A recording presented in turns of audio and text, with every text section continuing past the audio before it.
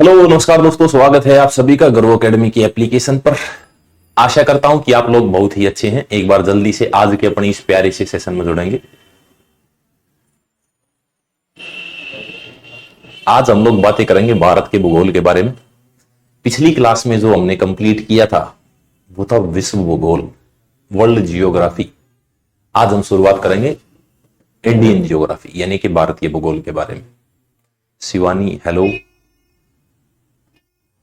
सभी का बहुत बहुत स्वागत है भाई। आशुतोष गुड मॉर्निंग सर, बहुत दिन।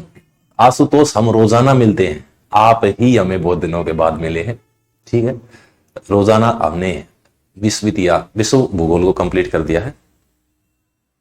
विनय कुमार बिल्कुल भाई।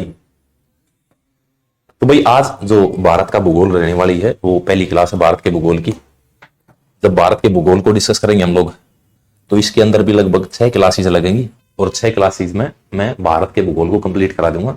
वो सभी क्वेश्चन जो 2024 2023 में आए हैं और कुछ बेसिक क्वेश्चन जो आपने बता दिए होंगे वे भी साथ साथ इंक्लूड कर लूंगा। ठीक है, तो शुरुआत करेंगे बिना देरी की हुई अपने प्रथम क्वेश्चन से। प्रथम क्वेश्चन क्या कहता है, ये रहा हमारा प्रथम क्वेश्चन। भारत में केंद्र शासित प्रदेशों की संख्या है। देखो अब ये ना इंडियन ज्योग्राफी में बार बार हमें एक मानचित्र बनाना पड़ेगा और वो किसका है तो आप लोग बोलेंगे भारत का है। भारत का मानचित्र बार बार बनाना पड़ेगा। क्यों? क्योंकि मेरा भारत महान। हम प्यार ही इतना करते हैं भारत से कि हमें बार बार मानचित्र बनाना पड़ेगा। अब ये मत सोचना श्रीलंका का नहीं बनाया, पाकिस्तान का नहीं बनाया, बांग्लादेश का, म्यांमार का, नेपाल का, भूटान का, ये बच गए। ठीक है, क्योंकि हमें क्या पढ़ना, हमें भारत पढ़ना। अभी इसी भारत के अंदर आप लोग कितने स्टेट्स पढ़ते हैं तो आप लोग पढ़ते हैं भाई 28 स्टेट हैं, 28 राज्य हैं भारत के अंदर। 28 स्टेट यानी 28 राज्य। अगर मैं केंद्र शासित प्रदेशों की बात करूं तो आप लोग क्या आंसर देंगे, आप लोग आंसर देंगे 8। अभी भारत के राज्यों को सभी जानते हैं क्योंकि मैंने आपको पॉलिटी के अंदर पढ़ाया था कि भारत के अंदर राज्यों का निर्माण कैसे कैसे हुआ। के लिए भी कोई बैच बिल्कुल करेंगे अंकित, समय के साथ सारी चीजें होंगी। जब मैंने आपको पॉलिटी पढ़ाई तो मैंने आपको क्या पढ़ाया कि भाई भारत के अंदर स्टेट्स का निर्माण कैसे हुआ। ब्रिटिशर्स थे, हमें छोड़कर चले गए। फिर भाषा के आधार पर आंध्र प्रदेश बनाया, फिर पुदुचेरी बनाया, फिर 14 राज्य और 6 केंद्र शासित प्रदेश बनाए।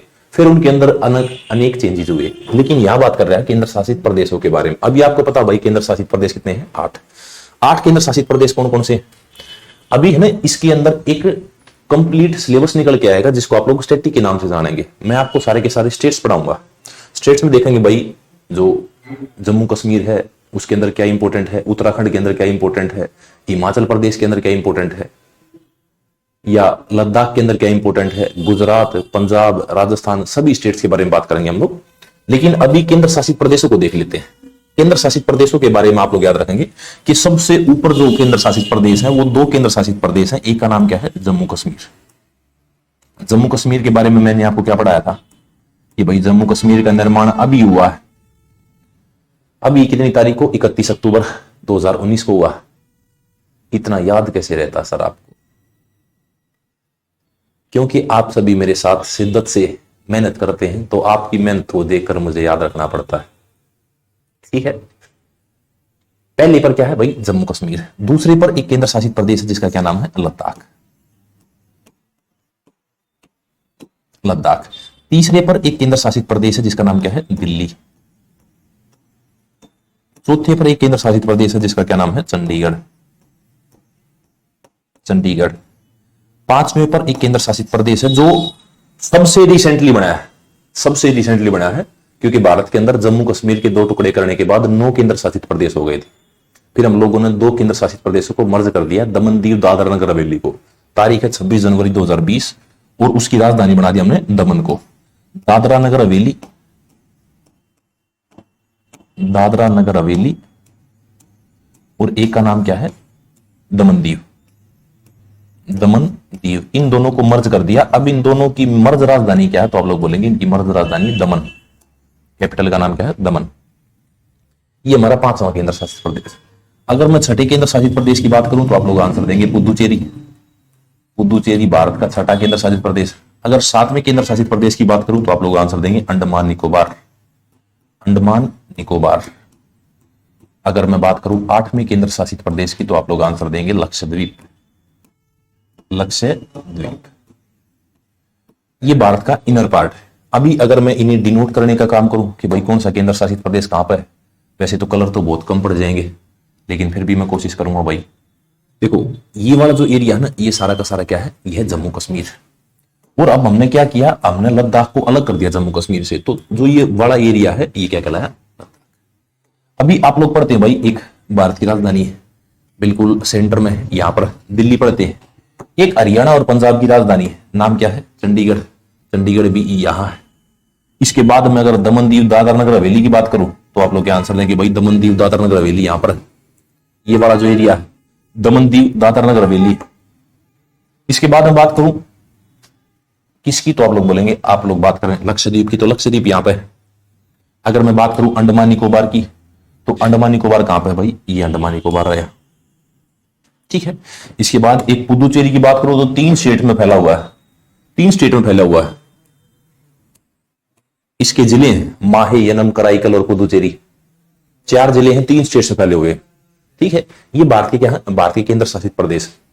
अगर मैं भारतीय राज्यों की बात करूं तो राज्य स्टार्ट होते हैं यहां से, उत्तराखंड, उत्तराखंड के बाद हिमाचल प्रदेश, फिर यहां पर पंजाब, फिर राजस्थान, फिर गुजरात, फिर महाराष्ट्र, फिर गोवा, गोवा के बाद कर्नाटक, कर्नाटक के बाद केरल, फिर तमिलनाडु, फिर आंध्र प्रदेश, आंध्र प्रदेश के ऊपर उड़ीसा पड़ते हैं, यहां पर छत्तीसगढ़, झारखंड और मध्य प्रदेश पड़ते हैं, उत्तर प्रदेश पड़ते हैं, फिर बिहार पड़ते हैं, फिर पश्चिम बंगाल, फिर सिक्किम, और ये हमारी 7 सिस्टर्स, 7 बहनें। इस तरीके से क्या होता है, कंप्लीट भारत का निर्माण होता है। ये बातें थी भारत के बारे में। इसके अंदर क्या क्या है, अभी भारत के अंदर सीमाएं भी हैं बहुत सारी, सीमाओं के बारे में बात करेंगे। आगे बढ़ते हैं क्वेश्चन पे। भारत के कितने राज्यों से समुद्री तट है, भारत के कितने राज्यों का समुद्री तट है।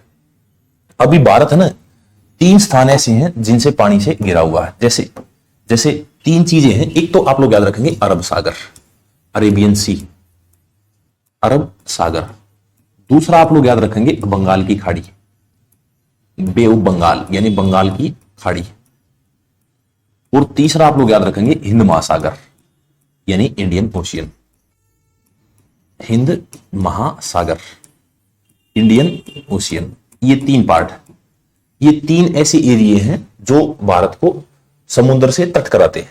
अभी भारत के अंदर मैं बात करूं समुद्री तट कितने राज्यों को लगता है, तो आप लोग आंसर क्या देंगे, 9 राज्यों को समुद्री तट लगता है। अभी समुद्र तट की बात कर रहे हैं। समुद्र तट भारत का जो है वो समुद्र तट वो कितने पार्ट्स में डिवाइड किया जा सकता है, तो आप लोग बोलेंगे 2। एक तो पश्चिम में तट लगता है, एक पश्चिम तट, और एक पूर्व में तट लगता है। इस तरीके से भारत को समुद्री तट लगता है। 9 राज्य कौन कौन से हैं, तो सबसे पहले पर आप लोग आंसर देंगे कि पहला राज्य है गुजरात। गुजरात के बाद दूसरा राज्य कौन सा, तो आप लोग बोलेंगे महाराष्ट्र। महाराष्ट्र को समुद्र तट लगता है। अगर मैं तीसरे राज्य की बात करूं तो आप लोग आंसर देंगे गोवा। अगर मैं चौथे राज्य की बात करूं तो आप लोग आंसर देंगे कर्नाटक। अगर मैं 5वें राज्य की बात करूं तो आप लोग आंसर देंगे केरल। इन राज्यों से समुद्र तट लगता है, लेकिन किसका लगता है, तो आप लोग बोलेंगे अरेबियन सी का यानी अरब सागर से। अगर अरब सागर का जो पानी है ये ऊंचा एरिया है, ठीक है। अभी बात करूं पूर्व की तरफ भी तट लगता है। पूर्व की तरफ किस तट लगता है, तो आप लोग बोलेंगे भाई पूर्व की तरफ। सबसे पहले नीचे से चलेंगे हम लोग, तमिलनाडु, फिर आप लोग आंसर देंगे आंध्र प्रदेश, फिर आप लोग देंगे आंसर उड़ीसा,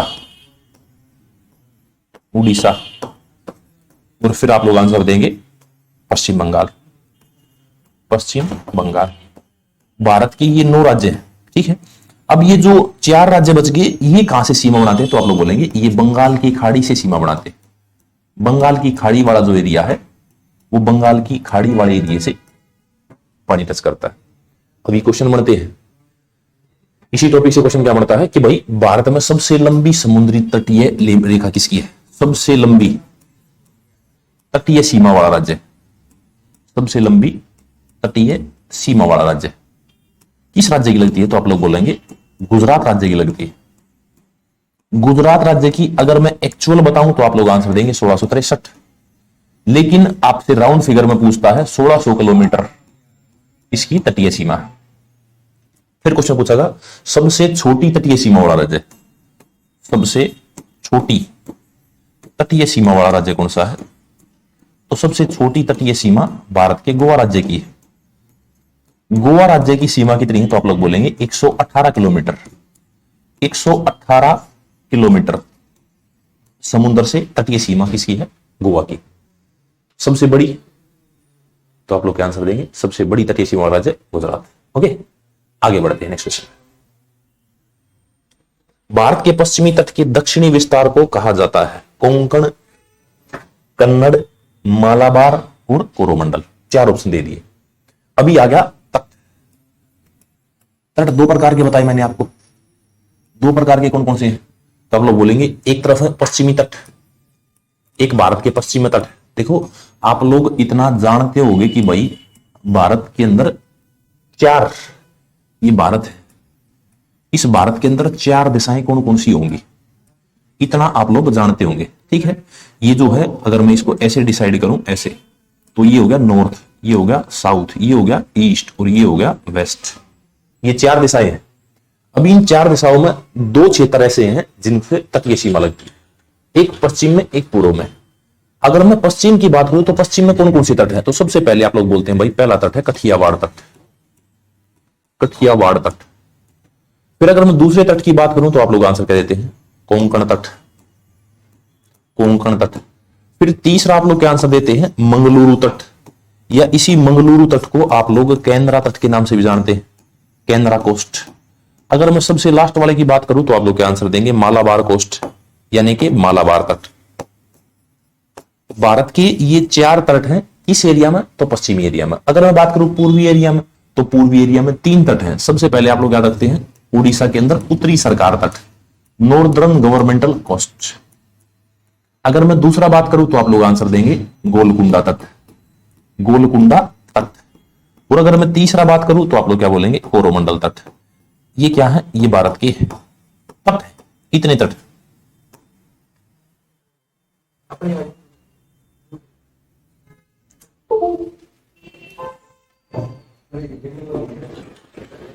तो ये 3 तरीके से तट है, सॉरी ये 2 तरीके से तट है, एक पश्चिम में एक पूर्व में, और इधर 3 तट है और इधर 4 तट है। अभी ये जो 4 तट है इनको हम स्टेट्स पे डिवाइड कर सकते हैं। जैसे अगर मैं बात करूं कठियावाड़ तट की, तो कौन से राज्य का तट कठियावाड़ तट के नाम से जाना जाता है? तो आप लोग आंसर देंगे गुजरात, दमन दीव दादरा नगर हवेली वाला। कोंकण की बात करूं तो महाराष्ट्र और गोवा। एक कोंकण रेलवे है जो गुजरात, महाराष्ट्र और गोवा से निकलती है, एक कोंकण तट है महाराष्ट्र और गोवा। अगर मैं केंद्र तट की बात करूं तो आपको पता है भाई कर्नाटक राज्य, कर्नाटक राज्य। अगर मैं बात करूं मालाबार तट की तो आप लोग आंसर देंगे केरल। ये मैंने इसका डिवाइडेशन कर दिया भाई स्टेट्स के आधार पर, लेकिन इस वाले का डिवाइडेशन आपको पता है ये उड़ीसा का है, आंध्र प्रदेश का है, तमिलनाडु का है, लेकिन फिर भी इसका डिवाइडेशन करेंगे हम लोग नदियों के आधार पर। क्योंकि कैसे क्वेश्चन पूछेगा कि महानदी से लेकर और गोदावरी तक का जो विस्तार है वो तट किस नाम से जाना जाता है? तो आप लोग आंसर देंगे महानदी से गोदावरी तक जो एरिया है वो उत्तरी सरकार तट के नाम से जाना जाता है। फिर गोदावरी से कृष्णा नदी, गोदावरी से कृष्णा, वो किस तट के रूप में जाना जाता है? तो आप लोग आंसर देंगे गोलकुंडा तट। फिर कृष्णा से कावेरी, कृष्णा से कावेरी, ये तट किस नाम से जाना जाता है? तो आप लोग बोलेंगे कोरोमंडल तट। क्या मेरी बात आप लोग समझ पाए? देखो हमारे यहां आप लोग देखेंगे सारी की सारी ईस्ट फ्लोइंग रिवर है, वेस्ट फ्लोइंग रिवर नहीं है। नर्मदा ताप्ती हम लोग ऊपर पढ़ेंगे क्योंकि यहां पर सारी की सारी पहाड़ियां हैं, इन पहाड़ियों को काटना बहुत मुश्किल है नदियों के द्वारा, तो इसी कारण सारा का सारा पानी इधर जाता है। तो इधर बड़ा जो एरिया है उसको क्वेश्चन थोड़े से लैंग्वेज टिपिकल हो जाती है। महानदी और गोदावरी डेल्टा के बीच में कौन सा तट विद्यमान है? तो उसका आंसर उत्तरी सरकार तट, नॉर्दर्न गवर्नमेंटल कोस्ट। फिर पूछेगा गोदावरी और कृष्णा नदी के डेल्टा के बीच में कौन सा तट स्थित है? तो आप लोग आंसर देंगे गोलकुंडा तट। क्या मेरी बात आपको क्लियर? ठीक है, तो ये सारे के सारे तट हैं, आप लोग इन तटों को याद रखेंगे। आगे बढ़ते हैं नेक्स्ट क्वेश्चन पे। लेकिन पश्चिमी तट के दक्षिणी विस्तार को, अभी पश्चिमी तट है, सबसे दक्षिणी विस्तार क्या है? मालाबार। तो इसका आंसर कहां पर है? मालाबार तट। ठीक है, मालाबार तट। आगे बढ़ते हैं नेक्स्ट क्वेश्चन। एक समुद्री मील कितने मीटर के बराबर होता है? एक समुद्री मील, इंपॉर्टेंट क्वेश्चन। एक समुद्री मील कितने मीटर के बराबर होता है? एक नॉटिकल माइल। तो आप लोग आंसर देंगे भाई लगभग 1800 मीटर, यानी कि 1.854 किलोमीटर। ये एक नॉटिकल माइल में डिस्टेंस है। अभी इस नॉटिकल माइल को हम बहुत बढ़ा सकते हैं, लेकिन मैं आपको एक बात समझाने का प्रयत्न करूंगा। देखो अभी आप लोग ये देख रहे हैं केवल दक्षिण भारत, ठीक है। दक्षिण भारत में जो हमारी ये सीमा है ना, ये वाली जो सीमा है, इसको क्या बोलते हैं? इसको बोलते हैं बेस लाइन। जो ये वाली आप लोग सीमा देख रहे हैं, ये सारी क्या कहलाती है? तो आप लोग बोलेंगे ये सारी की सारी बेस लाइन कहलाती है। अब हमारा क्या अधिकार यहीं तक है? तो नहीं, हमारा अधिकार इससे बहुत आगे तक है। बहुत आगे तक कहां तक है? तो आप लोग देखेंगे कि एक संस्था है जिसका नाम है UNCLOS, एक संगठन है। इसकी फुल फॉर्म क्या है? तो आप लोग बोलेंगे United Nation conference on law of trade, law of sea. ये एक संस्था है। इसने 1982 में क्या किया? 1982 में एक चार्टर पास किया और उसके तहत 3 सीमाएं बनाई। 3 सीमाएं कौन कौन सी? एक तो हमारी बेस लाइन है, यानी मूल सीमा है, ये तो कभी से थी। फिर इसने क्या किया? एक टेरिटोरियल यानी कि प्रादेशिक सीमा बनाई, प्रादेशिक सीमा या प्रादेशिक क्षेत्र बनाया। इसके बाद इसने दूसरा बनाया समीपस्थ क्षेत्र यानी कॉन्टिजुअस एरिया या कॉन्टिजुअस जोन या क्षेत्र। फिर एक तीसरा बनाया EEZ यानी इकोनॉमिक जोन, उसका नाम है अनन्य आर्थिक क्षेत्र, EEZ, एक्सक्लूसिव इकोनॉमिक जोन। ये 3 पार्ट में डिवाइड कर दिया। अब जब 3 पार्ट में इसने डिवाइड किया तो इसने क्या बताया कि भाई यहां से जो एरिया है ना, यहां से 12 नॉटिकल माइल का जो एरिया है वो क्या कहलाएगा? तो आप लोग बोलेंगे प्रादेशिक सीमा कहलाएगा। इसके बाद 12 से 24 तक का जो एरिया है वो क्या कहलाएगा? तो आप लोग बोलेंगे समीपस्थ क्षेत्र यानी कॉन्टिजुअस एरिया कहलाएगा। और फिर 24 से लेकर 200 तक, 200 नॉटिकल माइल तक का जो एरिया वो क्या कहलाएगा? तो आप लोग बोलेंगे अनन्य आर्थिक क्षेत्र, एक्सक्लूसिव इकोनॉमिक जोन कहलाएगा। क्या मेरी बात आपको समझ में आई? अभी इन 3 क्षेत्र पर मैं आपको क्वेश्चन भी दूंगा। अभी हम लोग समझने का प्रयत्न करेंगे जो ये प्रादेशिक सीमा है इसके अंदर भारत क्या कर सकता है। देखो एक किस्म से मानकर चलो कि इसके अंदर संपूर्ण अधिकार है भारत को, संपूर्ण अधिकार, यानी कि अगर आप लोग ब्रैकेट में इसे घर लिखना चाहें तो लाजमी होगा ये भारत का घर है। तो क्या? तो आप लोग बोलेंगे प्रादेशिक सीमा यानी कॉन्टिजुअस जोन, ये हमारा घर है एक किस्म से, ठीक है। आप लोग एग्जाम्पल के तौर पर इसे मान लीजिए। इसके बाद सेकंड जो आप लोग समीपस्थ क्षेत्र देख रहे हैं, इसमें हम लोग क्या क्या कर सकते हैं? तो इसकी साफ सफाई की जिम्मेदारी हमारी है, इसकी साफ सफाई की जिम्मेदारी हमारी है। और साथ ही साथ इसके बारे में याद रखेंगे कि जो यहां पर कोई जात जाएगा तो उससे हम टैक्स कलेक्ट कर सकते हैं, यानी कर वसूलने का अधिकार, किसी चीज पर कर वसूलने का अधिकार हमें कहां तक दिया गया? तो आप लोग बोलेंगे समीपस्थ क्षेत्र तक। इसके बाद अगर मैं एक्सक्लूसिव इकोनॉमिक जोन या फिर अनन्य आर्थिक क्षेत्र की बात करूं तो यहां क्या क्या भाई, हम लोग यहां पर अपना आर्टिफिशियल आइलैंड बना सकते हैं। आर्टिफिशियल आइलैंड यानी कृत्रिम द्वीप बना सकते हैं। कृत्रिम द्वीप बनाने का अधिकार हमें कहां तक है? EEZ तक। हम अपना रिसर्च सेंटर लगा सकते हैं, रिसर्च सेंटर हम लोग यहां तक लगा सकते हैं, यानी ये हमें एक्सक्लूसिव इकोनॉमिक जोन तक छूट दी गई है। याद रखेंगे 12, 24 और 200 ये 3 पार्ट में डिवाइड की गई है। इसको क्या बोलते हैं? इसको बोलते हैं बेस लाइन यानी मूल रेखा या फिर बेस लाइन, ठीक है। मूल रेखा बोलते हैं, मूल रेखा से फिर हमने डिवाइडेशन किया 12, 24, 200। ओके आगे बढ़ते हैं नेक्स्ट क्वेश्चन पे। भारत का प्रादेशिक जल समुद्र तट के आधार रेखा से डैश की दूरी तक फैला हुआ है। 18 समुद्री मील, 24 समुद्री मील, 12 समुद्री मील या 30 समुद्री मील नॉटिकल माइल। बहुत प्यारा क्वेश्चन है भाई। देखो बहुत सारे शब्द आते हैं, ये तो है डिस्टेंस नापने का, लेकिन मैं आपसे बात करूं कि गहराई नापने के लिए किसका प्रयोग किया जाता है? तो आप लोग बोलेंगे फेदोमीटर। फेदोमीटर इसका प्रयोग किस लिए किया जाता है? तो आप लोग बोलेंगे गहराई नापने के लिए। या फिर आप लोगों ने एक सोनार पढ़ा होगा, सोनार आप लोग पढ़ेंगे फिजिक्स के अंदर, साउंड नेविगेशन एंड रेंजिंग, इसको मैं अलग से पढ़ा दूंगा। अभी फेदोमीटर के बारे में बात करते हैं। जो फेदोमीटर है इससे हम लोग गहराई नापते हैं, लेकिन गहराई समुद्री मील में भी चली जाती है। अगर मैं बात करूं एक फैदम, जो एक फैदम है इसमें कितने फीट होते हैं? तो आप लोग बोलेंगे इसके अंदर 6 फीट होते हैं, ठीक है।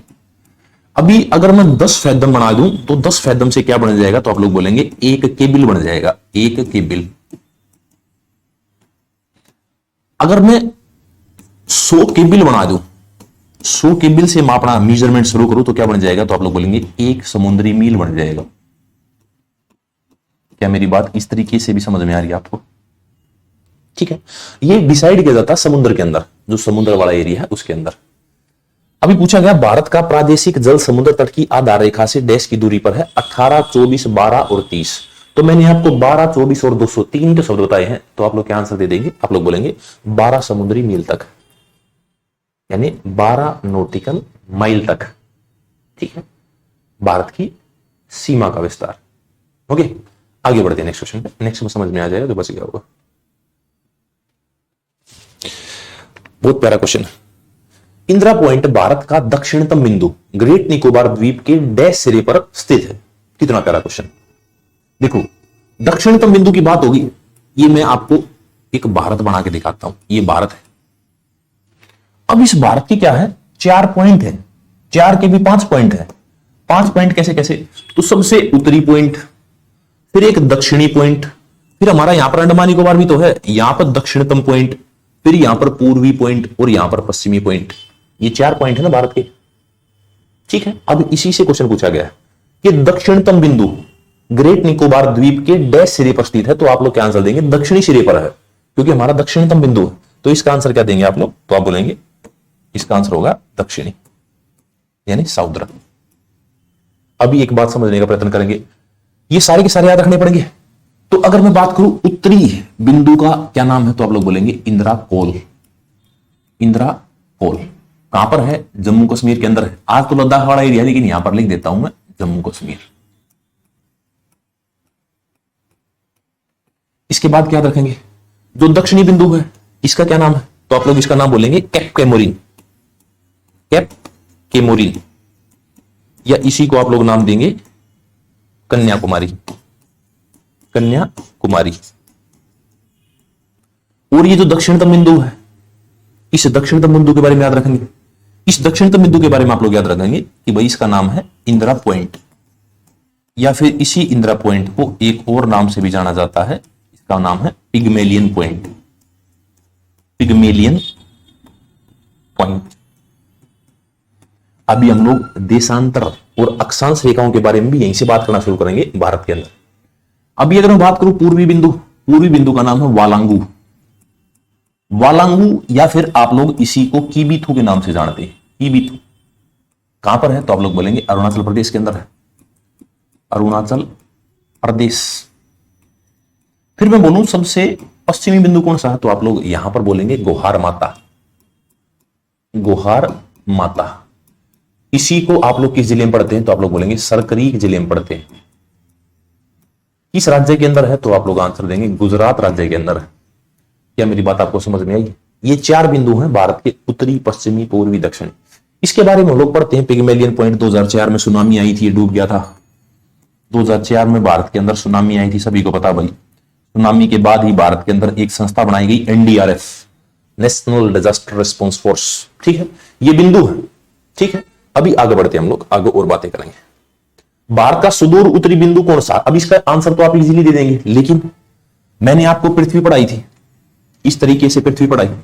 इस पृथ्वी में एक भूमध्य रेखा पढ़ाई, फिर यहां पर मैंने आपको क्या पढ़ाया, यहां पर मैंने आपको भारत पढ़ाया। ये मान लो भारत। अभी मैंने आपको विश्व भूगोल पढ़ाया, तब बताया था कि भाई ऐसे बहुत सारी रेखाएं खींच रखी है, और एक रेखा ऐसी है जो हमारे दक्षिणतम बिंदु को टच करके जाती है, एक ऐसी जो हमारे उत्तरी बिंदु को टच करके जाती है, ये अक्षांश रेखाएं हैं, और कुछ ऐसी रेखाएं हैं जो हमारे पूर्वी और पश्चिमी को टच करके जाती है। इन्हीं बिंदुओं को आप लोग अक्षांश और देशांतर में पढ़ चुके हैं। अब क्वेश्चन लिखते हैं हम लोग। अगर पूछा सबसे उत्तरी बिंदु जो है हमारा, उत्तरी बिंदु, उत्तरी बिंदु कितने डिग्री चैनल पर है, तो आप लोग क्या आंसर देंगे, 37.6 डिग्री। 37.6 डिग्री नॉर्थ अक्षांश रेखा पर हमारा उत्तरी बिंदु है। अगर मैं बात करूं दक्षिणी बिंदु की, दक्षिणी बिंदु कितने डिग्री पर, तो आप लोग बोलेंगे 8.4 डिग्री नॉर्थ। 8.4 degree north. फिर मैं बोलूं दक्षिणतम बिंदु, दक्षिणतम बिंदु कितने डिग्री रेखा पर स्थित है, तो आप लोग बोलेंगे 6.4 डिग्री नॉर्थ, अंडमान निकोबार वाला। फिर मैं बोलूं पूर्वी बिंदु, पूर्वी बिंदु में आप लोग देशांतर पर आ जाएंगे। देशांतर पर आ जाएंगे तो आंसर क्या देंगे कि भाई 97.25, 97.25 डिग्री ईस्ट, ये क्या है, ये सारी की सारी हमने लेटीट्यूड पढ़ी, यानी अक्षांश। ये क्या है, लॉन्गिट्यूड।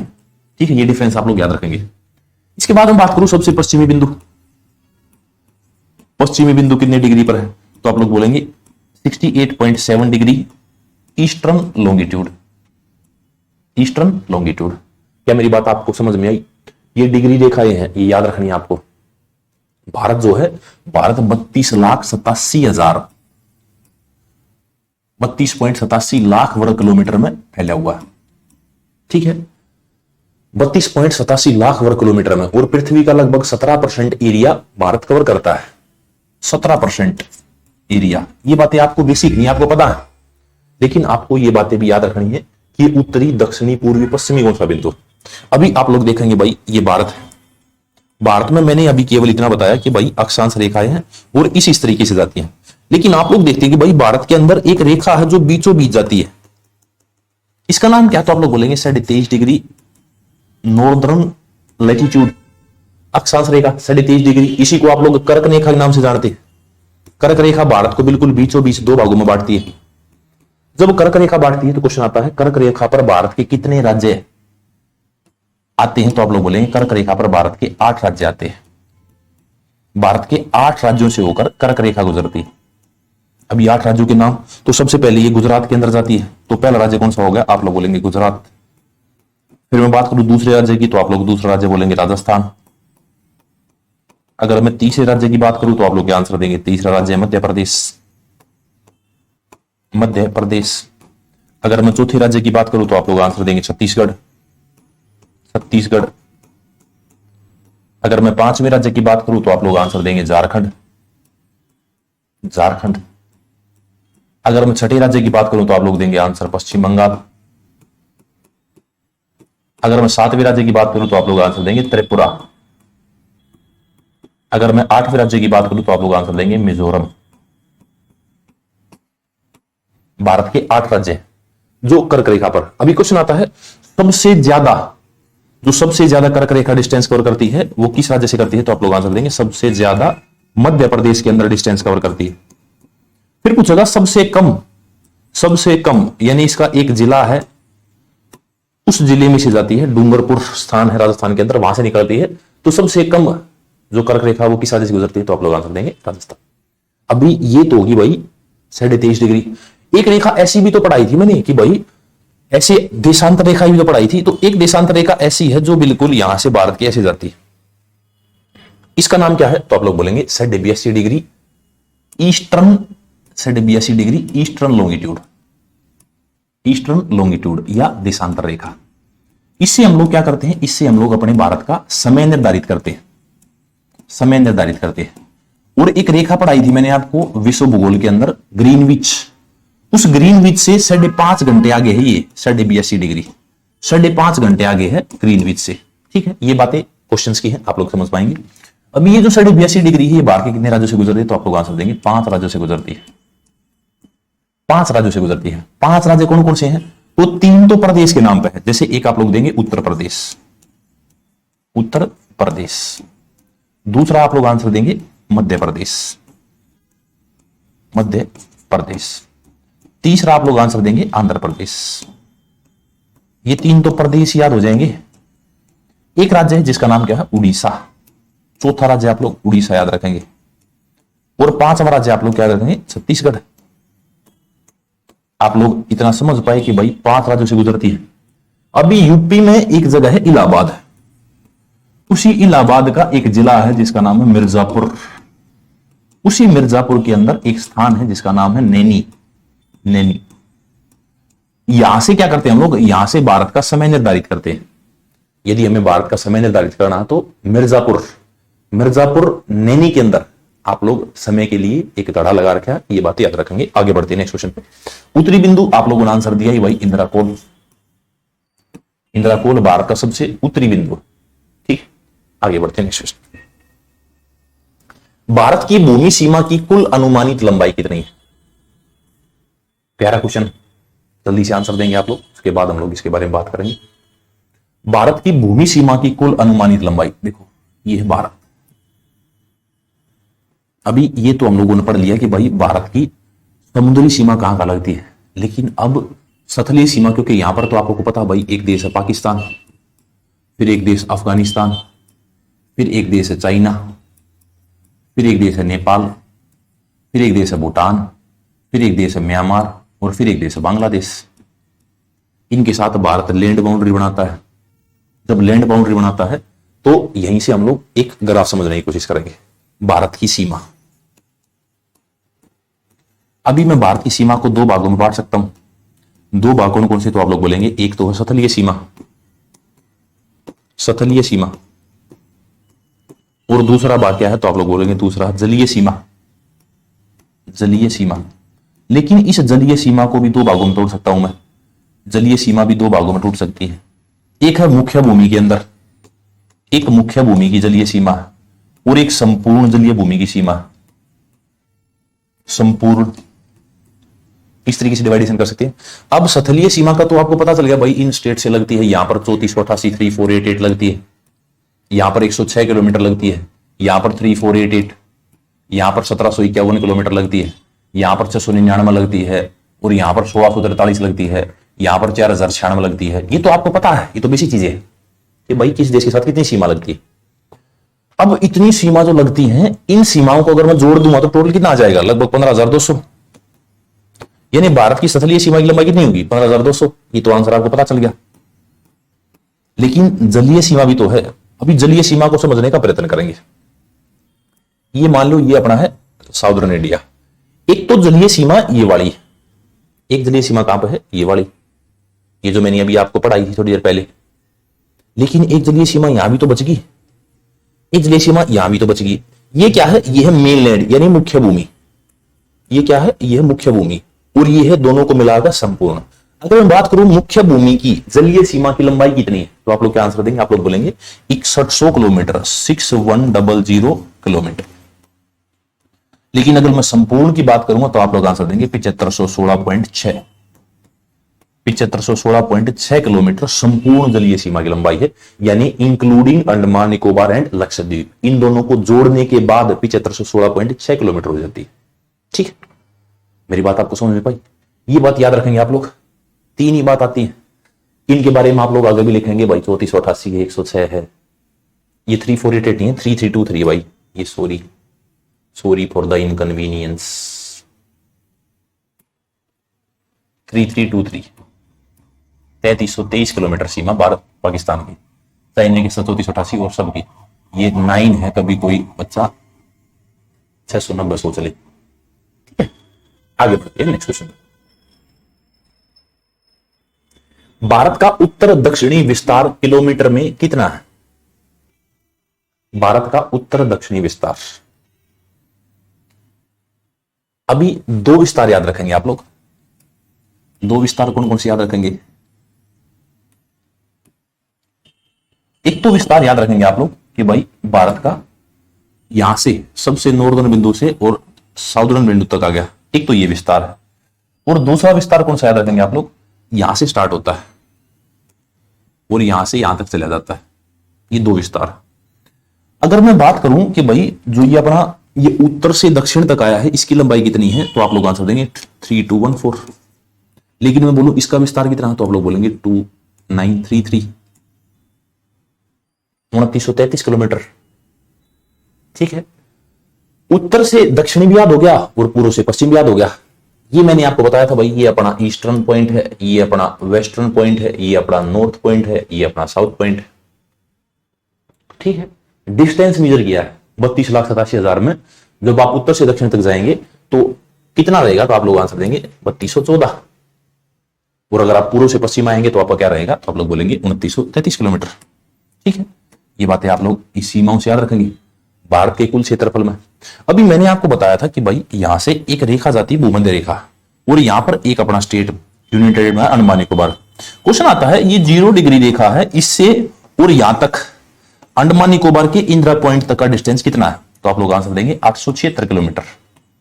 876 किलोमीटर डिस्टेंस है 0 डिग्री रेखा से लेकर और अंडमान निकोबार के दक्षिणी बिंदु तक। ठीक है, 876 किलोमीटर, ये बात आप लोग याद रखेंगे। आगे बढ़ते हैं नेक्स्ट क्वेश्चन। किस देश के साथ भारत की सबसे लंबी अंतरराष्ट्रीय सीमा है, बहुत प्यारा देश है भाई। देश का नाम लिखेंगे बांग्लादेश। देश का नाम क्या है? बांग्लादेश। बांग्लादेश का निर्माण कब हुआ था? 1971 में हुआ था। तो आप लोग इसके बारे में पढ़ते, इसकी राजधानी ढाका है और इसी के राष्ट्रपिता शेख मुजीबुर रहमान कहलाते हैं। आमार सोनार बांग्ला यहाँ का राष्ट्रगान है। ये बातें हम लोग कर चुके हैं। अभी भारत के साथ सीमा लगती है सबसे लंबी बांग्लादेश की, ठीक है। जब सबसे लंबी बांग्लादेश की लगती है तो कितनी लगती है? तो आप लोग आंसर देंगे 4096, 4096 किलोमीटर सीमा लगती है भारत की बांग्लादेश के साथ। अभी इसी बांग्लादेश के साथ क्वेश्चन आता है भारत के कितने राज्य सीमा बनाते हैं? तो आप लोग आंसर देंगे भारत के 5 राज्य सीमा बनाते हैं। किसके साथ? बांग्लादेश के साथ। 5 राज्य कौन से हैं? तो सबसे बड़ा है पश्चिम बंगाल। सबसे बड़ी सीमा कौन बनाता है? पश्चिम बंगाल। फिर आप लोग दूसरे पर आंसर देते असम का। असम भी बांग्लादेश के साथ सीमा बनाता है। फिर आप लोग तीसरा आंसर देते मेघालय का। मेघालय भी किसके साथ सीमा बनाता है? तो आप लोग बोलेंगे मेघालय भी बांग्लादेश के साथ सीमा लगाता है। अगर मैं चौथे राज्य की बात करूं तो आप लोग आंसर देंगे त्रिपुरा। त्रिपुरा की सीमा किसके साथ लगती है? तो आप लोग बोलेंगे बांग्लादेश के साथ। अगर मैं 5वें राज्य की बात करूं तो मिजोरम की भी सीमा कहां से लगती है? तो आप लोग बोलेंगे बांग्लादेश से। ये 5 राज्य भारत के ऐसे हैं जो बांग्लादेश के साथ सीमा बनाते हैं। अभी बांग्लादेश के भारत के साथ डिस्प्यूट भी है। जैसे एक रिवर है जिसका नाम है तिस्ता, एक नदी है तिस्ता। या तो पूछे तिस्ता नदी विवाद या तिस्ता जल विवाद, तो भी आप आंसर लगाएंगे भारत बांग्लादेश। ये तिस्ता नदी का उद्गम कहां से है? तो इसका ओरिजिन आप लोग पढ़ते हैं भाई जेमू ग्लेशियर। जेमू ग्लेशियर कहां पर है? सिक्किम के अंदर है। जेमू ग्लेशियर कहां पर है? सिक्किम। जेमू ग्लेशियर सिक्किम से इसका उद्गम है। किसका? तो आप लोग बोलेंगे तिस्ता रिवर का। अभी ये तिस्ता रिवर क्या करती है? पानी छोड़ती है। तो इसका 39% पानी हम यूज कर लेते हैं। इसका 32-33% पानी बांग्लादेश यूज करता है और इसका 25% पानी बंगाल की खाड़ी में गिर जाता है। तो बांग्लादेश की मांग है कि हमारा परसेंटेज बढ़ा दो। परसेंटेज बढ़ाने पर विवाद है तिस्ता नदी को लेकर, ठीक है। एक नदी है त्रिपुरा से निकलती है, फेनी। ये फेनी नदी विवाद भी किन 2 देशों के बीच में है? तो आप लोग बोलेंगे भारत और बांग्लादेश के बीच में, ठीक है। क्योंकि बांग्लादेश को तो आप लोगों ने पढ़ा है ना, नदियों का देश। नदियों का देश किसे बोला जाता है? तो आप लोग आंसर देंगे नदियों का देश बांग्लादेश, क्योंकि ब्रह्मपुत्र है। हम लोग पढ़ेंगे ब्रह्मपुत्र को कहां पर पद्मा बोला जाता है, कौन सी नदी को? गंगा को यहां पर पद्मा बोला जाता है, ब्रह्मपुत्र को जमुना बोला जाता है। फिर एक मेघना नदी है भारत से निकलती, इसके अंदर गिर जाती है। तो बांग्लादेश के अंदर बहुत सारी बातें। एक मैंने आपको पढ़ाई दिया था भाई, इसकी और हमारे बीच में लैंड विवाद था जो हमने 100वां कॉन्स्टिट्यूशन अमेंडमेंट करके 2015 के अंदर ठीक कर दिया। 111 गांव बांग्लादेश को हमने दे दिए, इन्होंने 51 गांव दे दिए और हमने डिस्प्यूट को सुलझा लिया बांग्लादेश के साथ। ये जमीनी विवाद भी था, ठीक है। लेकिन इंपॉर्टेंट बात याद रखेंगे, सबसे लंबी अंतरराष्ट्रीय सीमा। आगे बढ़ते नेक्स्ट क्वेश्चन। पाक जल संधि देश देशों के बीच स्थित है। पाक जल संधि कहां पर है? मैंने आपको जल संधि के बारे में विश्व भूगोल के अंदर बताया था कि भाई 2 सतल भागों को अलग करने वाली और 2 जल भागों को जोड़ने वाली जल संधि कहलाती है। अभी एक देश का नाम है यहां पर, जिसका नाम क्या है? श्रीलंका। श्री जयवर्धने कोटे या कोलंबो राजधानी है। अभी इसी श्रीलंका के बारे में बात करते हैं। जो भूगर्भ शास्त्र है ना, भूगर्भ शास्त्र हमें यह बात बताता है कि भाई जो श्रीलंका है वो भारत का पार्ट है। भूगर्भ शास्त्र के अनुसार श्रीलंका भारत का ही पार्ट था। इसी को सिलोन के नाम से जानते थे, सिलोन।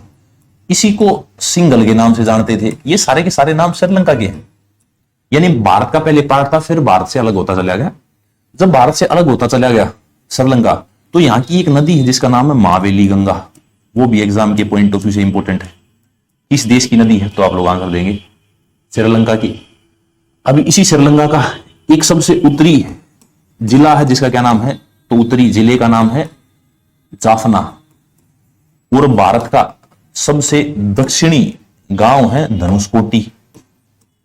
धनुषकोटी, ठीक है। ये 2 स्थान है। अभी इसी और श्रीलंका और भारत के बीच में बहुत सारी बातें हैं। जैसे आप लोगों ने पता है रामायण घटित हुई थी, भगवान श्री राम सीता को लेने लंका में गए थे। वो लंका श्रीलंका बोल दिया हम लोगों ने, तो ऐसा बताते उसके अंदर पत्थर डाल दिए थे। उसी पत्थर डाले हुए रास्ते को बहुत सारे व्यक्ति एडम्स ब्रिज बोल देते हैं। एडम्स ब्रिज, या इसी को आदम का पुल बोल देते हैं, या फिर इसी को राम सेतु बोल देते हैं। राम सेतु किन दो देशों के बीच है? भारत और श्रीलंका के बीच में राम सेतु। ये लगभग 48 किलोमीटर लंबा, 48 किलोमीटर लंबा। किस किस के बीच में है? तो आप लोग बोलेंगे तमिलनाडु के अंदर एक स्थान है रामेश्वरम, तमिलनाडु का रामेश्वरम, और श्रीलंका का क्या है? तो आप लोग बोलेंगे श्रीलंका का मन्नार, मन्नार। ठीक है, ये श्रीलंका का मन्नार और तमिलनाडु का रामेश्वरम, इन दोनों के बीच में क्या है? आदम का पुल या रामेश्वरम श्रीलंका है। इसी श्रीलंका की आकृति अगर आपसे पूछे तो आप लोग बोलेंगे श्रीलंका की आकृति नारियल कर्क प्रकार की है, यानी कोकोनट की शेप में है। कौन? श्रीलंका। और भारत और श्रीलंका के बीच में क्या लगती है? तो आप लोग बोलेंगे भारत और श्रीलंका के बीच में ही पाक जलडमरू मध्य है। ठीक है, पाक स्ट्रेट भारत और श्रीलंका के बीच में, भारत और श्रीलंका। ठीक है, आगे बढ़ते हैं। एक बंदरगाह और लिखेंगे, बंदरगाह का नाम है हम्बनटोटा बंदरगाह, हम्बनटोटा। ये हम्बनटोटा बंदरगाह कहां पे है? तो आप लोग आंसर देंगे ये श्रीलंका के अंदर है। इस पर थोड़ा सा डिस्प्यूट चल रहा था अभी थोड़े दिन पहले, चीन इसको लेने की बात कर रहा था। अगला जो दिफू दर्रा, जो भारत, म्यांमार और चीन के बीच त्रिकोणीय जंक्शन पर है, किस सीमा रेखा पर? किस सीमा रेखा पर? देखो, एक तो ये दिफू दर्रा भारत और म्यांमार का रास्ता बनाता है, तो एक देश है म्यांमार। इसी म्यांमार का पुराना नाम है बर्मा। इसी म्यांमार की राजधानी पहले थी रंगून, और आज इसी रंगून को बोलते हैं नापेतऊ। नई राजधानी है नापेतऊ। दिल्ली पुलिस में आया था क्वेश्चन 2005 के अंदर, किस देश ने, किस पड़ोसी देश ने राजधानी बदली? म्यांमार उसका आंसर। म्यांमार भारत से अलग हुआ था 1937 में, 1937 पहले भारत का ही पार्ट था। इसी म्यांमार के अंदर एक नदी है इरावदी नदी। इरावदी नदी कहां पर है? तो आप लोग बोलेंगे इरावदी नदी कहां पर है? म्यांमार के अंदर। ठीक, अब ये जो म्यांमार है आप लोग देखेंगे कि भारत कुछ कुछ ये बना दिया मैंने। ठीक है, अभी इसी भारत के साथ सीमा बनती है म्यांमार की, कहां पर? तो यहां पर, ये म्यांमार, यानी ये सारी की सारी सीमा। अभी इसी सीमा पर एक दर्रा पड़ता है जिसका क्या नाम है? दिफू दर्रा। सबसे पहले तो क्वेश्चन पूछेगा भारत और म्यांमार के बीच सीमा रेखा कितनी है? तो 1643 किलोमीटर, 1643 किलोमीटर सीमा है भारत और म्यांमार के बीच में। अभी इसमें पहाड़ियां हैं, नाम आता पटकाई की पहाड़ियां। पटकाई की पहाड़ियां किन दो देशों को अलग करती है? तो आप लोग बोलेंगे पटकाई की पहाड़ियां भारत और म्यांमार को अलग करती है। इसके बाद इंपॉर्टेंट क्वेश्चन पूछेगा भारत के कितने राज्य म्यांमार से सीमा बनाते हैं? तो आप लोग बोलेंगे 4 राज्य। 4 राज्य जो है ये म्यांमार से सीमा बनाते हैं। कौन कौन से हैं?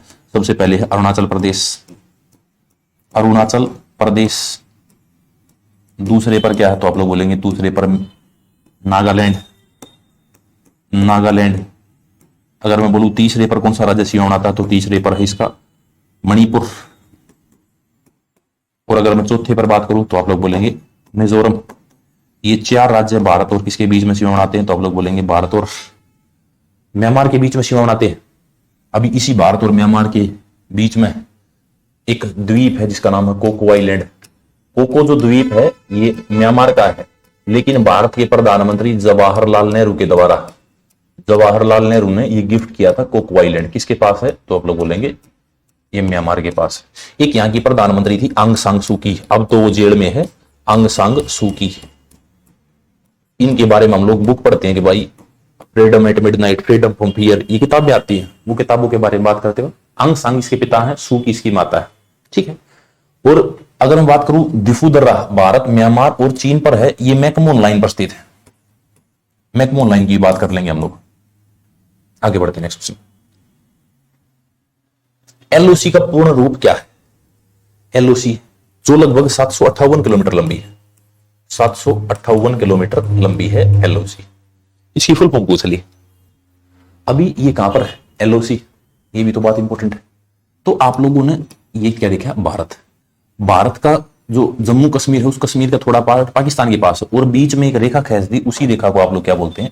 तो इसी रेखा को आप लोग एलओसी बोलते हैं। ये रेखा LOC, line of control. Line of control है तो किसके साथ है भाई? तो हम लोग बोलेंगे पाकिस्तान के साथ है। तो देश का नाम क्या है? पाकिस्तान। इसकी राजधानी इस्लामाबाद है। इसका एक बंदरगाह ग्वादर बंदरगाह। ग्वादर बंदरगाह कहां पर है? पाकिस्तान, गिलगिट बाल्टिस्तान वाला एरिया, श्रीलंका, कश्मीर का पाकिस्तान के पास है, इसको ये आजाद कश्मीर बोलता है, गुलाम कश्मीर बोलता है। इसी की खुफिया एजेंसी का नाम है ISI। ठीक है, इसी पाकिस्तान के बारे में हम लोग बात करेंगे। इस पाकिस्तान के साथ भारत के 5 राज्य सीमा बनाते हैं, 5 राज्य सीमा बनाते हैं। कौन कौन से हैं? तो सबसे पहले तो आप लोग लिखेंगे लद्दाख, लद्दाख के बाद आप लोग लिखेंगे जम्मू कश्मीर, जम्मू कश्मीर। फिर आप लोग आंसर लिखेंगे पंजाब, पंजाब के बाद आप लोग आंसर लिखेंगे गुजरात, गुजरात के बाद आप लोग आंसर लिखेंगे राजस्थान। ये क्या करते हैं? ये पाकिस्तान के साथ सीमा बनाते हैं। ठीक है, अभी पाकिस्तान के साथ तो हमारे बहुत ज्यादा विवाद है, गिनती नहीं कर सकते, लेकिन थोड़ी थोड़ी बात करने की कोशिश करेंगे। अगर मैं टोटल लेंथ की बात करूं तो 3323 3323 किलोमीटर जो है वो भारत और पाकिस्तान के बीच सीमा है, 3323। विवादों का शुरुआत यहां से हो जाती है। सबसे पहला विवाद है सियाचिन विवाद। सियाचिन विवाद किसी के बीच में है? भारत और पाकिस्तान के बीच में है। सियाचिन एक्चुअली क्या है? ये काराकोरम रेंज है। इसी काराकोरम रेंज पर एक साल्टोरो रेंज है। इसी साल्टोरो रेंज पर ये सियाचिन स्थित है। इस सियाचिन पर भारत और इनके बीच में बहुत बड़ा विवाद है। काराकोरम, साल्टोरो और सियाचिन ये तीनों ही विवादित है। अगर मैं बात करूं साल्टोरो रेंज, ये साल्टोरो रेंज भारत और इसी के बीच विवादित। अगर मैं बात करूं सिंधु जल समझौता, एक क्वेश्चन आता है सिंधु जल समझौता। सिंधु जल समझौता किन 2 देशों के बीच हुआ? भारत और पाकिस्तान के बीच। कब हुआ था? 1960, 1960। यहाँ की याकूब खान और भारत के जवाहरलाल नेहरू, इन दोनों के बीच में हुआ था। इसके बाद और क्या बातें कर सकते पाकिस्तान के बारे में? एक क्षेत्र है सरकरीक, सरकरीक 98 किलोमीटर लंबा है। ये भारत और पाकिस्तान के बीच विवादित है। ठीक है, 98 किलोमीटर लंबा, गुजरात के अंदर है। क्रीक मतलब जहां पर नमक वाला पानी, दलदली पानी हो। ठीक है, नमक को लेकर भारत और इनके बीच में विवाद है। नमक को लेकर कहां पर विवाद है? तो हम लोग बोलेंगे नमक विवाद में भारत जो है वो गुजरात से 90% नमक निकालता है इंडिया, और 10% का अधिकार किसी दे रखा है? पाकिस्तान को दे रखा है। ठीक है, ऐसे ऐसे बहुत घने विवाद हैं भारत और पाकिस्तान के बीच में। बातें कम ही करेंगे। LOC के बारे में पूछता है, लाइन ऑफ कंट्रोल। LAC के बारे में हम लोग बात करेंगे, चाइना के पास लाइन ऑफ कंट्रोल LOC। आगे बढ़ते हैं नेक्स्ट क्वेश्चन पर। भारत और चीन के बीच की सीमा रेखा डैश कहलाती है? McMahon line, Radcliffe line, Durand line या रेड लाइन। 4 ऑप्शन दिए गए, जल्दी से आप लोग आंसर देंगे, उसके बाद हम लोग बात करेंगे चीन। चीन की बात करने से पहले मैं आपको तिब्बत की बात बताऊंगा। एक देश है तिब्बत और एक देश है चीन। साल आया 1906, 1906 से लेकर 1912। इससे पहले 1906 से पहले तिब्बत बिल्कुल इंडिपेंडेंट था, लेकिन 1906 में एक आदमी था जिसका नाम है मात्सु। इस मात्सु शासक ने क्या किया? चीन पर अटैक कर लिया, और इसने, इसका रूलिंग टेन्योर है ये 1906 से 12, इसने रूल रखा। लेकिन 1914 1914 एक लाइन खींची गई जिसका नाम क्या है? McMahon line. किस किस के बीच में? तो आप लोग बोलेंगे भारत और तिब्बत के बीच में। अब इसकी लंबाई कितनी थी उस समय? तो 890 किलोमीटर थी। जब ये मैकमोहन लाइन खींची गई, इसकी लंबाई थी 890 किलोमीटर। ये भारत और तिब्बत के बीच में सीमा बनाती थी, भारत और तिब्बत। लेकिन हुआ क्या? हुआ ये कि भाई इस तिब्बत पर अटैक कर दिया चीन ने। कब? तो आप लोग बोलेंगे 1959। और 1959 से चीन का हिस्सा है तिब्बत। इस तिब्बत की राजधानी क्या थी? तो आप लोग बोलेंगे तिब्बत की राजधानी थी लासा। लासा तिब्बत की राजधानी। ठीक है, तिब्बत की राजधानी का नाम क्या है? लासा। अब भारत और चीन के बीच जो डिवाइडेशन हुआ वो हुआ 3488 किलोमीटर का। भारत और चीन, चीन के साथ भारत के बहुत सारे डिस्प्यूट हैं।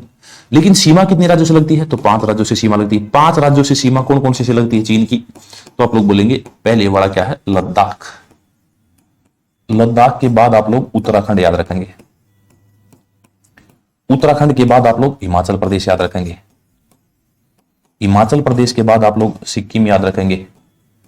और सिक्किम के बाद आप लोग किसे याद रखेंगे? सिक्किम के बाद आप लोग अरुणाचल प्रदेश को याद रखेंगे। सिक्किम और अरुणाचल प्रदेश, ये 5 राज्य किसके साथ सीमा बनाते हैं? तो आप लोग बोलेंगे ये 5 राज्य चीन के साथ सीमा बनाते हैं। 1 2 3 4 और 5। 5 राज्य सीमा बनाते हैं चीन के साथ। क्या मेरी बात आप लोग समझ पाए? अभी इनके हमारे बहुत सारे विवाद हैं। जैसे एक विवाद की बात करें, पेंगोंग तसो। पेंगोंग तसो ये विश्व की सबसे ऊंची खारे पानी की झील है। इसकी ऊंचाई है 4225 मीटर। ये डिस्प्यूटेड है। इसका जो 40% एरिया है वो भारत के पास है, 10% डिस्प्यूटेड है और 50% चाइना के पास। ये डिस्प्यूट किसी बीच में, तो भारत और एक गलवान घाटी किसके बीच डिस्प्यूटेड है? तो आप लोग बोलेंगे गलवान घाटी भारत और चाइना के बीच डिस्प्यूटेड है। इसके बाद मैं बात करूं, एक रोड है DSDBO रोड, DSDBO दरबुक शोक दौलत बेगुल्डी रोड, एक 255 किलोमीटर की पट्टी है।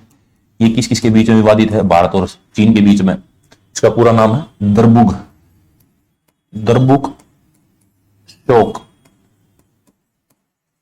दौलत बेग ओल्डी रोड।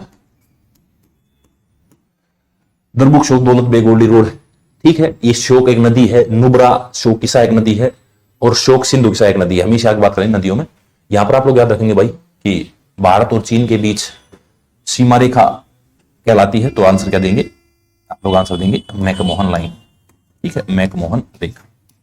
अभी भारत और चीन है, पहले कि मैंने बता दिया तिब्बत के अनुसार हम लोग आगे बढ़ते हैं। नेक्स्ट क्वेश्चन, भारत के कितने राज्यों ने नेपाल के साथ सीमा साझा की है? भारत और नेपाल। देखो, भारत पहले किसका गुलाम था? तो आप लोग बोलेंगे भारत पहले अंग्रेजों का गुलाम था। तो और अंग्रेजों और नेपालियों ने क्या किया? युद्ध लड़ा। अंग्रेजों का और नेपालियों का जो बैटल था वो कब हुआ था? तो आप लोग बोलेंगे 1814 से 16। तो 1814 से 16 तक जब ये युद्ध हुआ था, तो इसके बीच में 1815 के अंदर एक ट्रीटी पर हस्ताक्षर हुए थे जिसका नाम है सुगोली की संधि। इस पर हस्ताक्षर हुए थे, और जब इस पर हस्ताक्षर हुए तो साल 1816 में क्या हुआ? 1816 के अंदर ये जो सुगोली की संधि है, इसी के माध्यम से नेपाल और भारत के बीच में एक नदी है जिसका नाम क्या है?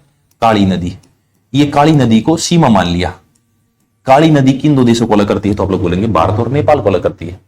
भारत और नेपाल के बीच में डिस्टेंस कितना, सॉरी सीमा रेखा कितनी है? तो आप लोग बोलेंगे 1751 किलोमीटर, 1751 किलोमीटर। किस किस के बीच में सीमा? तो आप लोग आंसर देंगे भारत और नेपाल के बीच में 1751 किलोमीटर सीमा है। कितने राज्य सीमा बनाते हैं? तो आप लोग बोलेंगे 5 राज्य। 5 राज्य सीमा बनाते हैं। कौन कौन से राज्य हैं? तो आप लोग बोलेंगे सबसे पहले आप लोग उत्तराखंड का नाम लेंगे, उत्तराखंड के बाद दूसरा नाम आप लोग उत्तर प्रदेश का लेंगे, उत्तर प्रदेश। तीसरा नाम आप लोग किसका लेंगे? तो तीसरा नाम आप लोग लेंगे उत्तराखंड, उत्तर प्रदेश, बिहार। बिहार के बाद चौथा नाम किसका लेंगे आप लोग? सिक्किम का। और 5वां नाम किसका लेंगे आप लोग? 5वां नाम लेंगे पश्चिम बंगाल का। पश्चिम बंगाल। ये 5 राज्य भारत और नेपाल के बीच में सीमा निर्धारित करते हैं। अगर मैं डिस्प्यूट की बात करूं, नेपाल की राजधानी काठमांडू है। काठमांडू के अंदर पशुपति टेम्पल है, ठीक है, नेपाल। अभी इसके साथ भारत के 5 राज्य सीमा बनाते हैं। मैंने अभी ये बात बता दी आपको। अभी आप लोग विवाद लिखेंगे, काला पानी विवाद। काला पानी विवाद किस दो देशों के बीच में है? भारत और नेपाल। एक लिपू लेख एक दर्रा है। लिपू लेख विवाद किन दो देशों के बीच में है? आप लोग भारत और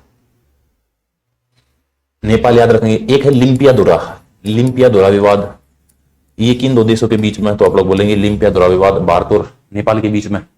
काला पानी, लिम्पियादुरा और लिपू लेख, ये 3 विवाद है। काला पानी वाला एरिया तो 55 किलोमीटर का, ये डिस्प्यूटेड है भारत और नेपाल के बीच में, ठीक है। आगे बढ़ते हैं। भारत और भूटान के बीच की सीमा देश भारतीय राज्यों से मिलती है। अभी एक देश है भूटान, बहुत इंपॉर्टेंट है। भूटान की राजधानी क्या है? थिम्पू भूटान की राजधानी। अगर मैं बात करूं भारत के साथ सीमा, तो 699 किलोमीटर लगती है। भारत के कितने राज्य सीमा बनाते हैं? तो आप लोग आंसर देंगे 4 राज्य सीमा बनाते हैं। 4 राज्य भूटान से सीमा बनाते हैं। सबसे इंपॉर्टेंट है सिक्किम सबसे इंपॉर्टेंट है, सीमा बनाता भूटान से। दूसरा अगर मैं बात करूं असम। तीसरा मैं बात करूं अरुणाचल प्रदेश। और चौथा मैं बात करूं तो पश्चिम बंगाल। ये 4 राज्य की सीमा बनाते हैं, तो आप लोग बोलेंगे ये 4 राज्य भूटान से सीमा बनाते, तो इसका आंसर क्या हो गया 4। एक क्वेश्चन आता है लैंड ऑफ थंडरबोल्ट, तड़ित झंझावट वाला देश, तड़ित झंझावटों वाला देश, तो आप लोग क्या आंसर देंगे भूटान। भूटान की मुद्रा याद रखेंगे, मुद्रा का नाम क्या है तो नगुल ट्रम, नगुल ट्रम भूटान की मुद्रा है। Land of dragon, land of dragon किसे जाना जाता है तो आप लोग बोलेंगे भूटान। इसी भूटान में एक स्थान है जिसका नाम है डोकलाम। क्वेश्चन आता है डोकलाम विवाद किन दो देशों के बीच में है, तो डोकलाम विवाद चीन और भूटान के बीच में है, लेकिन भारत क्या है, भारत का प्रोटेक्टोरेट है भूटान, इसी कारण भारत प्रोटेक्ट करता है भूटान को। ऐसी ऐसी बातें भूटान के बारे में, ठीक है, ये बात याद रखेंगे। आगे बढ़ते हैं। इनमें से कौन सी प्रायद्वीप पे भारत की सर्वोच्च पर्वत चोटी है। अभी आप लोग एक टॉपिक पढ़ेंगे भारत के पर्वत। पर्वत होते हैं, पहाड़ी होती है, श्रेणी होती है, कटक होती है, ग्योंट होती है, पठार होते हैं। इस तरीके से पर्वतों का विभाजन करते हैं हम लोग। अभी आप लोगों से पूछा गया प्रायद्वीप भारत की सर्वोच्च चोटी का नाम क्या है, तो आप लोग आंसर देंगे अनाईमुड़ी। अनाईमुड़ी केरल के अंदर है। अभी आपको समझ में नहीं आएगा, आप लोग देखेंगे भारत के पर्वत, भारत के पर्वत। अभी इन्हीं भारत के पर्वत को 2 भागों में तोड़ा गया है। एक तो उत्तर भारत के पर्वत, उत्तर भारत, और एक भाग है दक्षिण भारत, दक्षिण भारत। इसी दक्षिण भारत के पर्वतों को प्रायद्वीपीय पर्वत भी बोलते हैं, प्रायद्वीपीय पर्वत। उत्तर भारत में एक ही पर्वत है जिसका क्या नाम है हिमालय। हिमालय की बहुत सारे डिवीजन है, हिमालय के बहुत सारे डिवीजन। अगर बात करो प्रायद्वीपीय भारत की, तो आप लोग इसके अंदर अरावली पर्वत श्रृंखला पढ़ते हैं, अरावली। दूसरा आप लोग इसके अंदर सतपुड़ा पढ़ते हैं, सतपुड़ा। तीसरा इसके अंदर आप लोग विंध्याचल पढ़ते हैं, विंध्याचल। चौथा आप लोग इसके अंदर पूर्वी घाट की बात करते हैं, पूर्वी घाट। और 5वां आप लोग इसके अंदर पश्चिमी घाट की बात करते हैं, पश्चिमी घाट। ये 5 पर्वत श्रेणियां। फिर इसके अंदर आप लोग मेघालय की चोटियां पढ़ते हैं, गारो, खासी, जयंतिया की पहाड़ियां। मेघालय का जो पठार है वो इसी प्रायद्वीप भारत का हिस्सा है, ठीक है, डिवीजन है ये पर्वत, हम लोग इसके अंदर पढ़ते हैं। आगे बढ़ते हैं नेक्स्ट क्वेश्चन पे। हिमालय की डैश मुख्य समानांतर पर्वतमाला है। बहुत प्यारा क्वेश्चन है। अगर मैं आपसे बोलूं कि भाई उत्तर भारत, उत्तर भारत में कितनी समानांतर पर्वतमाला है, तो आपका उत्तर भारत की पर्वत समानांतर या पर्वत माला का अगर पूछूं तो कितने भागों में बांटा गई है, तो आप लोग आंसर देंगे 4 भाग। लेकिन यहां पर क्वेश्चन दे दिया हिमालय का। ये 4 भाग कौन कौन से हैं? सबसे पहले तो एक यहां पर पहले से ही था जिसका नाम है ट्रांस हिमालय, ट्रांस हिमालय। एक पहले से ही था जिसका नाम क्या है ट्रांस हिमालय। इसी ट्रांस हिमालय के डिवीजन है। इस ट्रांस हिमालय को पार हिमालय के नाम से भी जानते हैं। इसके डिवीजन है भाई काराकोरम, काराकोरम, लद्दाख, और तीसरा है जास्कर, जास्कर। ये 3 पार्ट। लेकिन मैं बात करूं हिमालय की, तो इस हिमालय की 3 मुख्य समानांतर पर्वतमाला है जिनके नाम क्या क्या है, तो आप लोग बोलेंगे सबसे पहले का नाम है वृद्ध हिमालय या हिमाद्री हिमालय, इसके बारे में बात करेंगे हम लोग। दूसरा है मध्य हिमालय, और तीसरे का नाम क्या है, तो आप लोग बोलेंगे शिवालिक हिमालय, शिवालिक हिमालय। ये 3 डिवीजन है। तो आपसे हिमालय के डैश मुख्य समानांतर पर्वतमाला पूछे तो 3 है, लेकिन अगर पूछे उत्तर भारत की पर्वतमाला कितनी है समानांतर पर्वतमाला, तो 4 भाग। आगे बढ़ते हैं नेक्स्ट क्वेश्चन। हिमालय की निम्नलिखित में से किस श्रेणी को हिमाद्री के नाम से जाना जाता है, तो आपको पता भाई, अभी मैंने बताया था वृद्ध या ग्रेटर हिमालय को हिमाद्री हिमालय के नाम से जाना जाता है। अभी इसके अंदर आप लोग पढ़ते हैं भाई काराकोरम। ट्रांस हिमालय के कुछ पार्ट है, जैसे एक काराकोरम। इस काराकोरम से क्या क्या क्वेश्चन आते हैं? एक तो भारत की सबसे ऊंची चोटी का नाम है केटू, केटू गोडविन ऑस्टिन, केटू गोडविन ऑस्टिन। इसकी ऊंचाई कितनी है, तो आप लोग बोलते हैं 8611 मीटर, 8611 मीटर। ये भारत की सबसे ऊंची चोटी है। कहां पर है? काराकोरम के अंदर है। इसी काराकोरम के अंदर एक स्थान है जिसका नाम है सियाचिन। सियाचिन ये हमारा नहीं था, ये विवादित था, हमने लड़के लिया ये। ऑपरेशन मेघदूत, ऑपरेशन मेघदूत चलाया गया था कब, तो आप लोग बोलेंगे ऑपरेशन मेघदूत 1984 में चलाया गया था, और उसके माध्यम से हमने सियाचिन ग्लेशियर को बुझाया था। यह विश्व का सबसे ऊंचा युद्ध क्षेत्र है, विश्व का सबसे ऊंचा युद्ध क्षेत्र। ठीक है, इसी काराकोरम के बारे में आप लोग पढ़ते हैं कि भाई इसके अंदर बहुत सारे ग्लेशियर पाए जाते हैं, और सियाचिन ग्लेशियर सबसे बड़ा ग्लेशियर है, विश्व का सबसे बड़ा भारत का सबसे बड़ा ग्लेशियर, सबसे बड़ा ग्लेशियर है सियाचिन। अब जब ये ग्लेशियर पिघलता है तो पिघलने के बाद एक नदी का निर्माण होता है जिसका नाम क्या है, पिघलने से नदी बनती है, नुब्रा नदी। और ये जो नुब्रा नदी है ये किसकी सहायक नदी है, तो आप लोग बोलेंगे नुब्रा नदी शोक की सहायक नदी है। और शोक किसकी सहायक नदी है, तो आप लोग बोलते हैं सिंधु की सहायक नदी, सिंधु की सहायक नदी। ठीक, अभी इसमें बहुत सारे ग्लेशियर है काराकोरम में, जैसे बाइफो ग्लेशियर। बाइफो ग्लेशियर किसका पार्ट है, तो आप लोग बोलेंगे ये काराकोरम का पार्ट है। आगे बढ़ते हैं नेक्स्ट क्वेश्चन। दुनिया में किस स्थान को सर्वोच्च युद्ध क्षेत्र कहा गया है, तो मैंने अभी बता दिया आपको, सियाचिन ग्लेशियर। सियाचिन ग्लेशियर कहां पर है, तो काराकोरम के अंदर है। इसके बाद एक अगला पार्ट है जिसको आप लोग लद्दाख के नाम से जानते हैं, लद्दाख। इससे क्वेश्चन आता है ठंडा मरुस्थल, ठंडा मरुस्थल या शीत मरुस्थल के नाम से किसे जाना जाता है, तो लद्दाख। इसी के अंदर एक स्थान है ले। सबसे कम वर्षा कहां पर होती है, सबसे कम वर्षा लद्दाख के अंदर होती है। इसी की सबसे ऊंची चोटी का नाम क्या है, तो आप लोग बोलते हैं माउंट राकापोसी, माउंट राकापोसी। विश्व की सबसे तीव्र ढलान वाली चोटी का नाम क्या है, माउंट राकापोसी। विश्व की सबसे तीव्र ढलान वाली चोटी, विश्व की सबसे तीव्र ढलान वाली चोटी नाम क्या है, राकापोसी। काराकोरम और लद्दाख को सिंधु नदी अलग करती है, सिंधु नदी काराकोरम और लद्दाख को अलग करती है। ठीक है, ये बातें आप लोग लद्दाख से याद रखेंगे। सबसे इंपॉर्टेंट है तीव्र ढलान वाली चोटी लद्दाख के अंदर। तो भाई ये थे आज के अपने क्वेश्चंस, आशा करता हूं कि आपको समझ में आए होंगे। हम लोग ऐसे ही बातें करते रहेंगे और अगली बातें करेंगे नेक्स्ट क्लास के अंदर। आज के लिए आप सभी का बहुत बहुत धन्यवाद। यदि किसी बच्चे का कोई डाउट है तो कमेंट सेक्शन में डाल दीजिए, उसके बाद हम लोग क्लास की समाप्ति करते हैं। मेरी सेकंड क्लास का समय होगा, जल्दी से कीजिए। ठीक है भाई, अगली क्लास में ले लेंगे कमेंट। धन्यवाद, thank you, tata, bye bye.